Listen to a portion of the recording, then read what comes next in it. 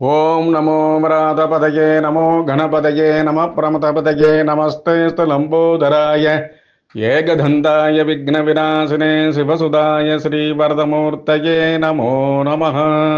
ஓம் ஸ்ரீம் ஹ்ரீம் க்ளீம் க்ளூம் கம் நர்தன மகாகணபதயே சர்வகஷ்ட நிவர்த்தகாய சர்வராஜ்யவசீகரணாய சர்வகாரிய விஜயப்பிரதாய சர்வசௌபாகியம் தேஹி மே ஸ்வாஹா. ஐஸ்வர்யா ஜாதகாலயா வேத சாஸ்திர ஜோதிடர் உங்கள் ஜோதிடர் KS ரவீந்திரன். நமஸ்காரம். நமக்கு எல்லாம் தெரிந்த 27 நட்சத்திரங்களுக்கு மத்தியில் 28வதாக ஒரு நட்சத்திரம் உள்ளது என்கிறது ஜோதிட சாஸ்திரம். அதுதான் அபிஜித் நட்சத்திரம்.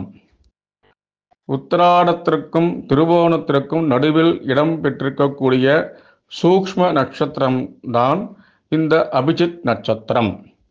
உத்திராடம் 4ஆம் பாதம், திருவோணம் 1ஆம் பாதங்களில் பிறந்தவர்கள் அபிஜித் நட்சத்திரக்காரர்கள்.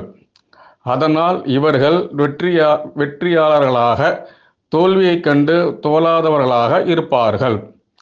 அபிஜித் நட்சத்திர வேளையில் தொடங்கும் காரியங்கள் நிச்சயம் நன்மையில் முடியும். இந்த நேரத்தில் எந்த தோஷமும் இல்லை. ராகு காலம், யமகண்டம், அஷ்டமி, நவமி, கரிநாள், பிரதமை, செவ்வாய், சனிக்கிழமை என்று எந்த தடங்களும் இல்லை. சுபம்.